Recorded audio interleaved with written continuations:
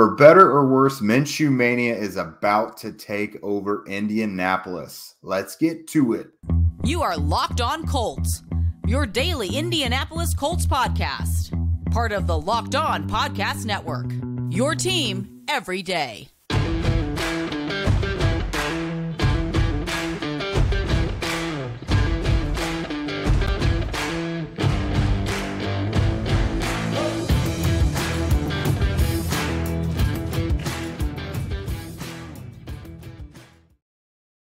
What is up, everybody? Thanks for tuning in and making us your first listen of the day. This is your daily podcast covering your Indianapolis Colts, part of the Locked On Podcast Network, your team every day.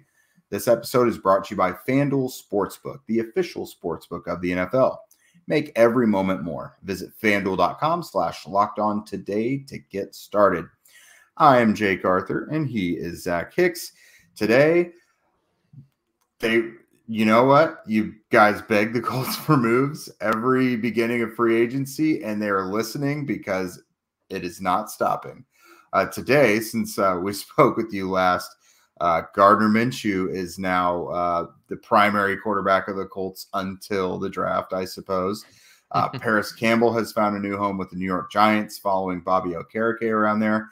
And we also kind of want to discuss, this has been a kind of a peculiar start to free agency so far. Maybe some moves we didn't expect, maybe a little busier than we thought. So what messages are we gleaming from this start of free agency for the Colts? What do we think this means for the tone of their offseason? So first and foremost, the Colts they've been really good at the news breaking while I'm nowhere near a computer. Like I was literally at the store with a cart full of groceries when I saw that Gardner Minshew was coming to town. So it looks like a one-year deal, just flatly at $3.5 million, but it's worth up to $5.5 million with certain escalators on playing time and things like that. Zach, he's a guy, we've kind of talked about for a year or two now being a quality option, whether it was with Frank Reich, especially now with Shane Steichen. He's had a couple years of experience with him. What are your thoughts on this move? Yeah, I like it. Look, at the end of the day, Gardner Minshew, he's not a top 15 quarterback in the NFL. He's not a top 20 quarterback in the NFL. At his best, you're maybe getting a top 25 quarterback in the NFL. Like, this is not a guy who is typically a starter. But when you're looking at the grand landscape of backups across the NFL, this is one of the best backups in the league. He's had 2 successful starting seasons. And then when he's filled in as a reserve player the last 2 seasons with the Philadelphia Eagles, he's played fairly well. In those 4 games, I think he's thrown for over 1,000 yards, so over 250 yards a game. I think 7 touchdowns in those 4 games, so a little over a touchdown a game, almost 2 touchdowns a game. He's been playing some pretty solid football these last couple of years in the NFL. And again, I don't think this is a guy where you sign him and you're saying, go start the whole season for us or go start the next couple seasons for us, because we think that highly of you. But this is a guy where if your starter were to get hurt or if you need a little bridge, maybe for a rookie quarterback that's not quite ready on day one, this is the type of guy you want. And then it's an added bonus that he's been with Shane Steichen the last 2 seasons. He's been in this offense. He's been around these types of coaches, and he understands the playbook. He understands what needs to go on. And when we talk about like that veteran in the locker room and stuff, everyone says like you need that Nick Foles type or like those older quarterbacks to be that mentor. Yes and no, because yes, you can go with that super old quarterback like a Nick Foles or a Matt Ryan who understands how to succeed in the NFL and how to get over the adversity in the NFL, but also getting a guy like Gardner Minshew who knows the playbook, who's going to be around that rookie every single day, who can show him the ropes of that playbook and what needs to happen in that playbook and in that scheme. I think that's just as valuable. So on the field, off the field, Gardner Minshew, I'm excited about this move. And, whether he's a starter, whether he's a bridge, whether he's a backup, it's going to be really fun having Gardner Minshew here in Indy. So I can't complain too much. Yeah, I agree. Love him or hate him, if you're sour on this because for some reason you think a rookie's not coming, I like this move a lot. I think he's an aggressive passer at times. He can move around a little bit. He's not like his bag isn't mobility, but like you see him get out on bootlegs. He moves around. He likes to find the open guy. So I've really had my eye on him for a while. I really like this move. You had mentioned the leadership portion of it. there's going to kind of have a trickle down effect too. Assuming Sam Ehlinger sticks around into training camp, Ehlinger is a sponge. Like he has almost seemed apprehensive to play because he likes learning from the experienced guys ahead of him so much. He's going to be glued to Minshew. And then so he'll have this first month of the spring or whatever glued to his hip, and then he'll be able to help the rookie as well. So they'll have two guys in there being able to help the rookie. I think that's all you can really ask for. Now, something I was literally just asked, I did something right before this. So for people who might be potentially overreacting a little bit at the news of the Colts signing a veteran quarterback, it does not mean that the plan isn't to draft a quarterback. Have we discussed a scenario where it's possible they don't? Sure, because they're not going to be forced to do something they don't want to do if they don't love someone there. But the plan, I would think, is still to draft a quarterback. Gardner Minshew is just the perfect initial starter to have.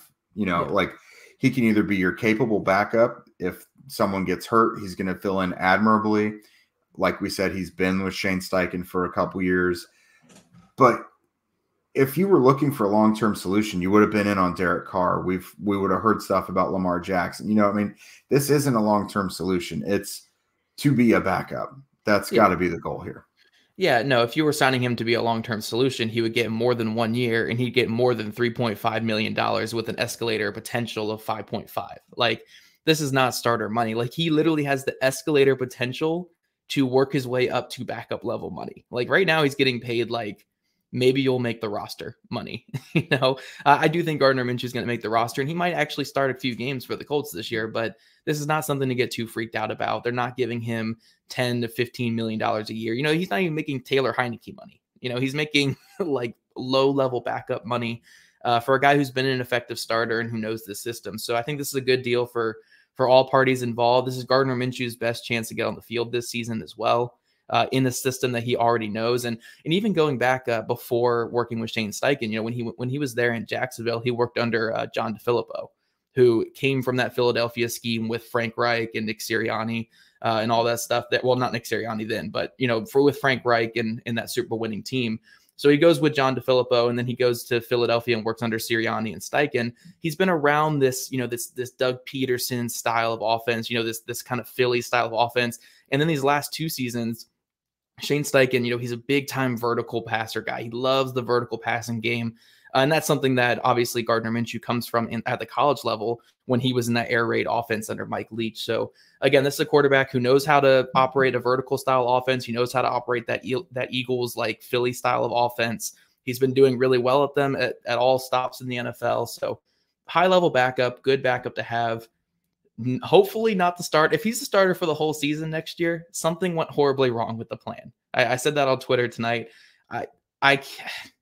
Maybe they take like Anthony Richardson and they just don't play him at all year one, but I really don't want to see Gardner Minshew as the full season starter. Give him a couple games, maybe even half a season, but if he's starting the entire year, then something went wrong. And I think this contract and everything kind of says that as well. He is coming in for a backup, and if he has to start, he has escalators to get up to a little bit more money, but this is a backup move with a good quality player.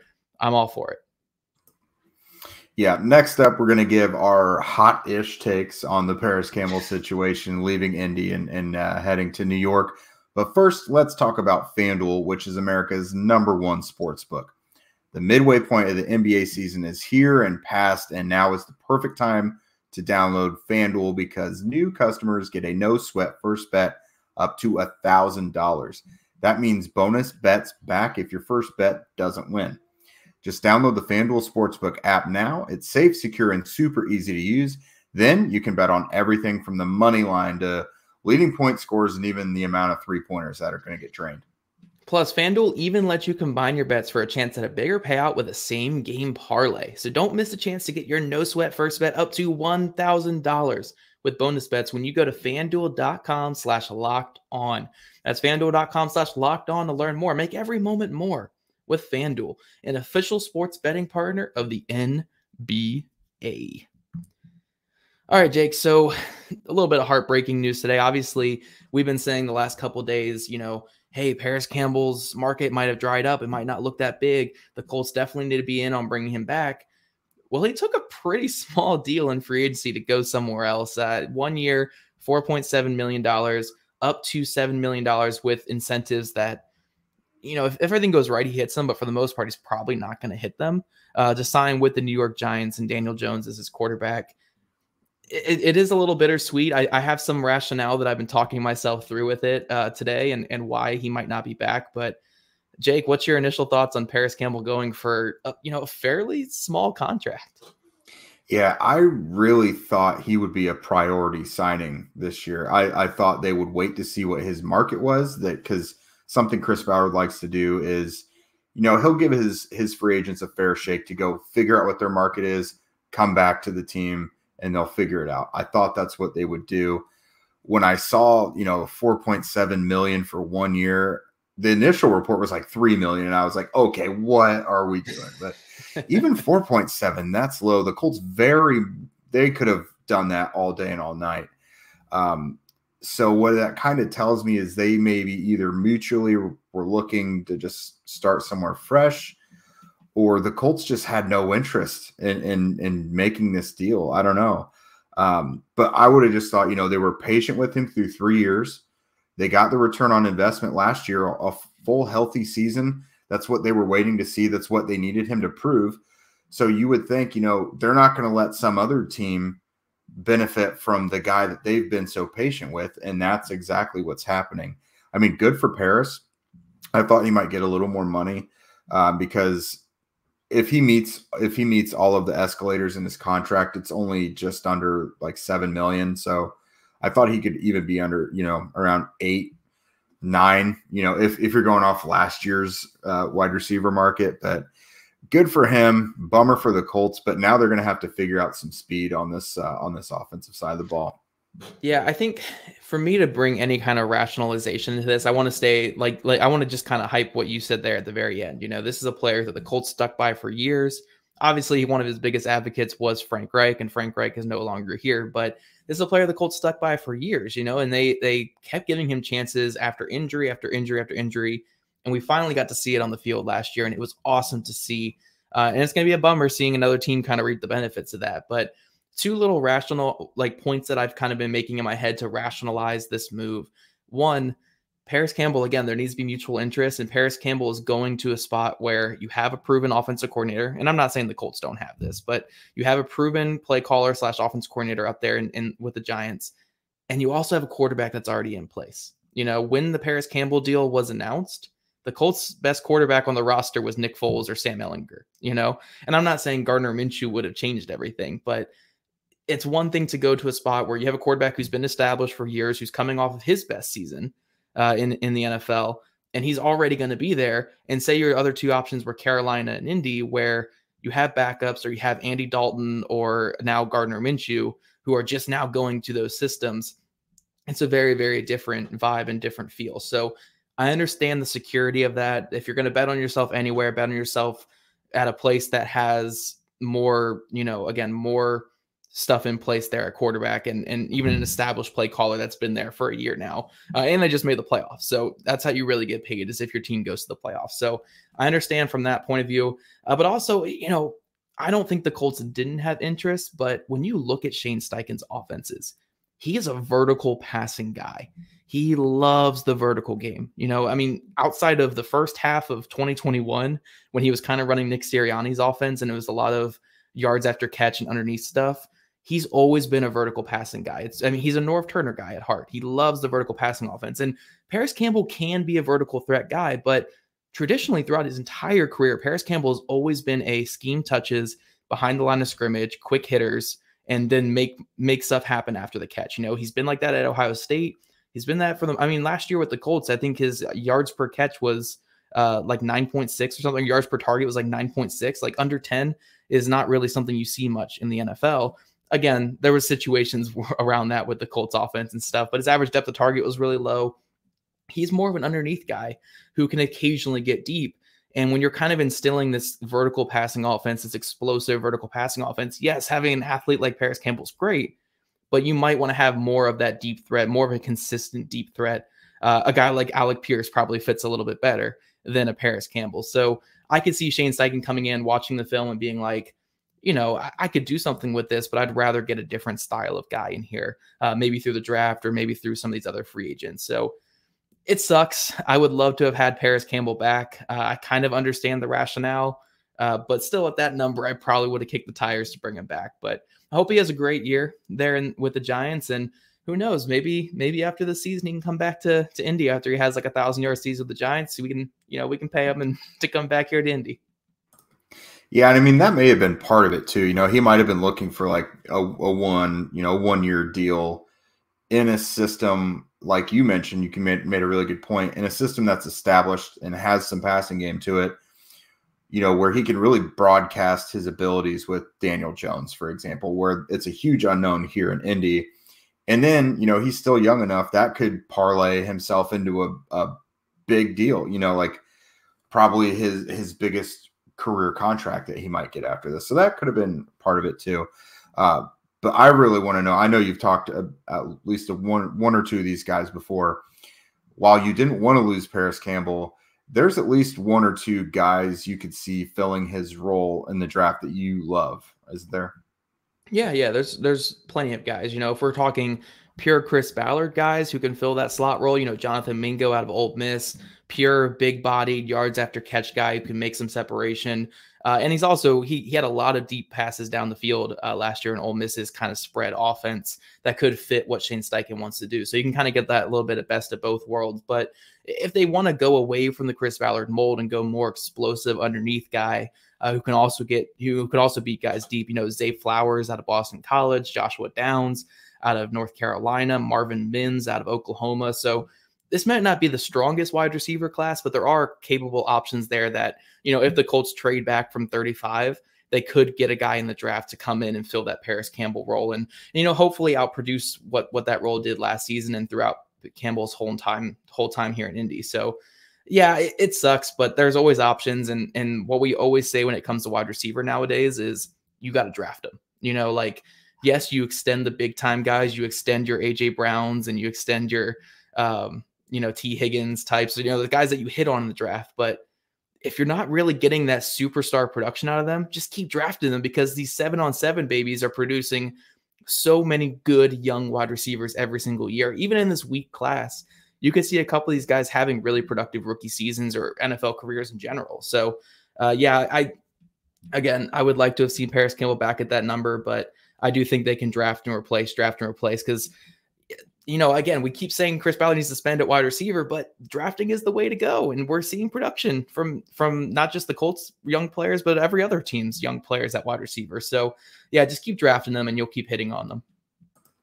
Yeah, and I also tend to think with this tight end group that they're going to factor more into the passing game also, because at first glance you say, they of course need receivers, which they do, but the need doesn't look as bad if you consider that the tight ends might be a lot more heavily involved. And you've got at least 3 capable pass catchers there. You don't really know what you can get in Drew Ogletree. Mo Alley-Cox, you're probably going to keep him closer to the line of scrimmage, but you do things with Kylan Granson and Jelani Woods. I'm sure Shane Steichen already has plenty of thoughts about that. But yeah, soon we're going to move on here to kind of just get, the general tone for what we think the Colts are shooting for so far. They've been uncharacteristically busy so far through this first week. We're used to kind of sitting, twiddling our thumbs saying, go do something. But they're bringing new guys in. They're re-signing guys. We, of course, as we expected, saw in-house free agents depart for other places. So kind of just what are the major themes we are seeing here? All right, so Zach, first we'll just go over some of the incoming or re-signed players. Obviously, Gardner Minshew, EJ Speed, Ashton Dulin, Matt Gay, Samson Ekubam, who we're gonna have to figure out that name at some point. Tyquan Lewis, Taven Bryan, Tony Brown, and Carter O'Donnell to an extension. So plenty of those names are outside sources there. Is there anything you're seeing in these acquisitions that you're like, okay, I think I get what they're going for here? Yeah, so for the biggest thing, like obviously, again, we're seeing the same type of thing that Chris Ballard addresses in free agency. It's always in the trenches.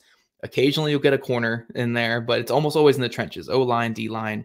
He likes to sign outside free agents that are O line and D line, and we saw that with the Ebukam signing, with the Taven Bryan signing, and then obviously the extensions for guys like Carter O'Donnell and Tyquan Lewis. But I think what we're seeing kind of differently this year is we're really not seeing like the all in on the next year kind of thing. And I'm not saying Chris Ballard's ever been like all in, but like every single free agent period since 2020, since the Phillip Rivers decision, has been, we only really care about this next season. Like, we're not really looking past that. So if you look at the free agent deals that are being made by Chris Ballard since 2020, a lot of 1-year deals, occasional 2-year deals sprinkled in, but almost always 1-year deals. It's never like these long-term commitments to guys. And you've seen like some of these guys have been older, like a Stephon Gilmore, TJ Carey obviously came back a little bit, Xavier Rhodes a little bit older, when these guys were coming in. Phillip Rivers, obviously an older quarterback signing. It's been about that next season. It's not really been about the future. I think the tone when you're looking at the way that the guys that they're bringing in, like Samson Ebukam, right? An ascending, not young, but like, 27-year-old pass rusher who is getting better every single season. And you're giving him a 3-year deal, a 3-year deal for him to keep growing through the duration of that deal. That's not something we've seen since 2020. The last time we've seen an offseason like this has been 2018, when they were still kind of building up the roster from the Grigson years, and trying to reestablish the roster and look more towards the future. This is what the vibe is kind of with this offseason. Ebukam is a guy that you expect to be here for the duration of that deal, and they actually backloaded a lot of that too. So they do think he's going to be here for most of that deal. Matt Gay as well, the 4-year deal I think is the longest contract he's ever given an outside free agent. He wants that kicker position to be solidified for years. It's not 1-year fix, 2-year fix.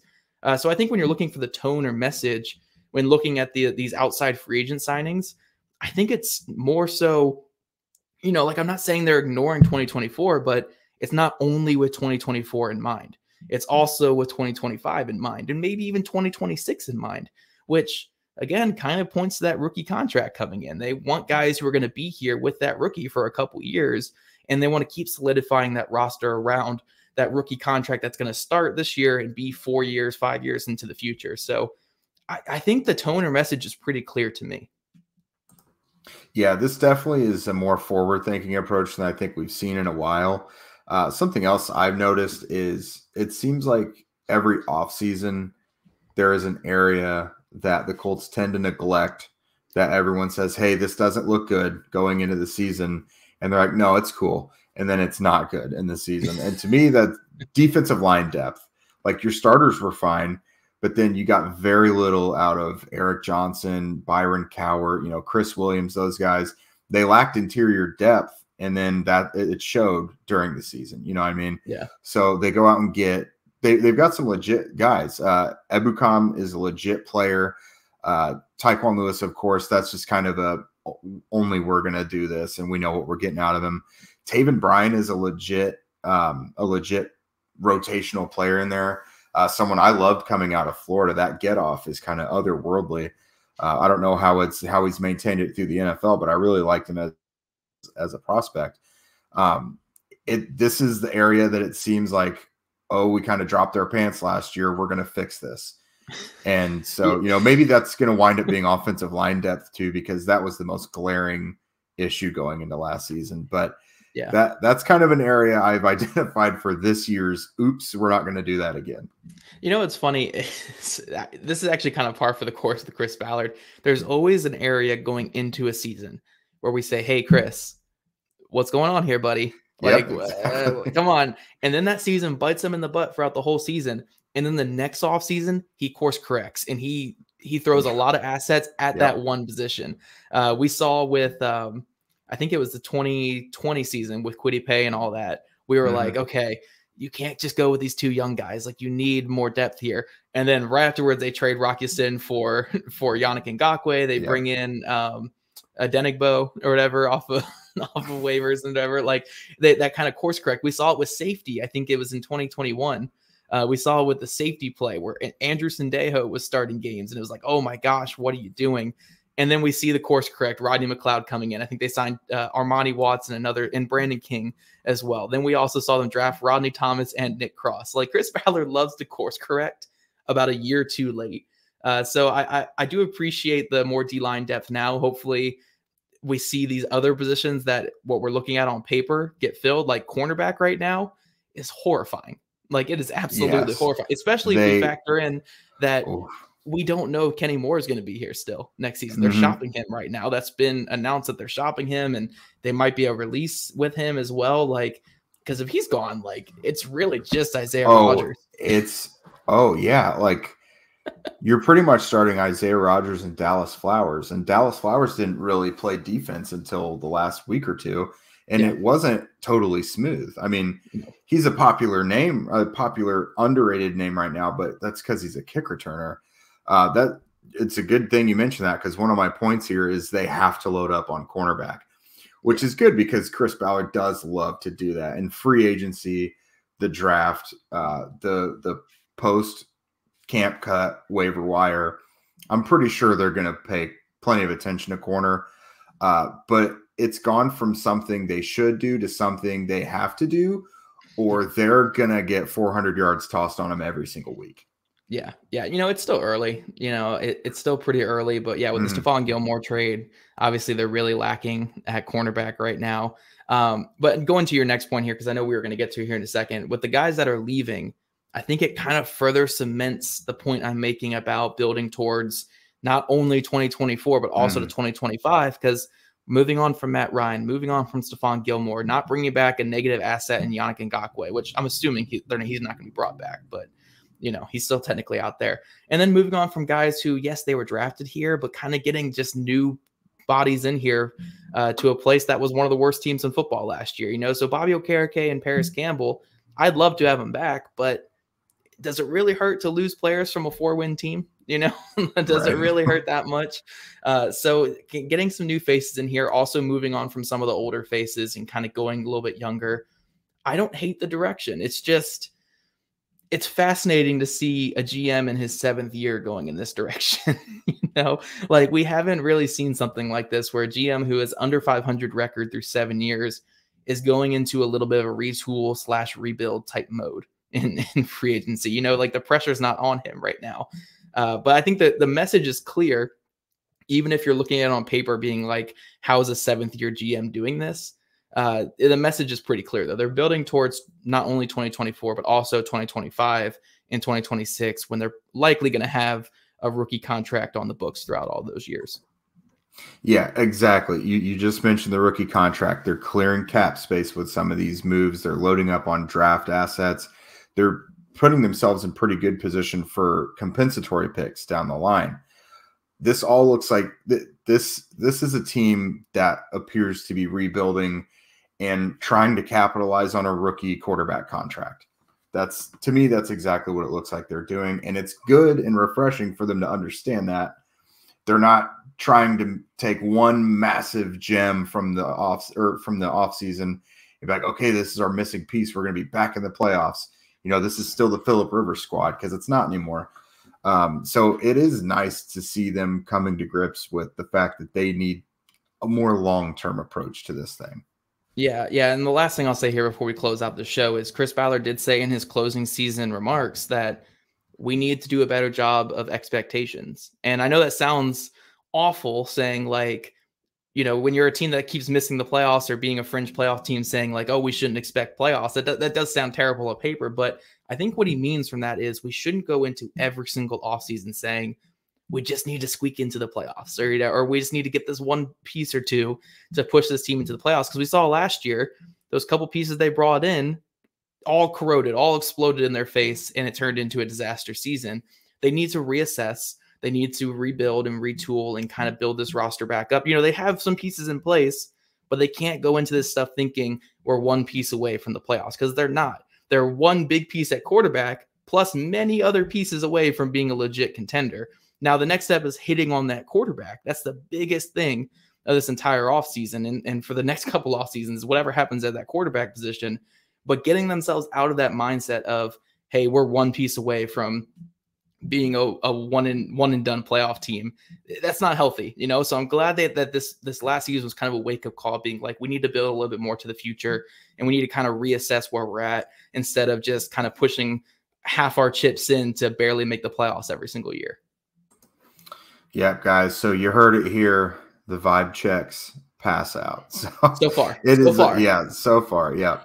So that is it for us. We'll be back tomorrow, maybe as free agency continues, just run amok on all of us. We'll see what happens next. We'll of course be back with you guys if something's going down. But the plan is to keep just making it rain knowledge on you guys for now, I suppose.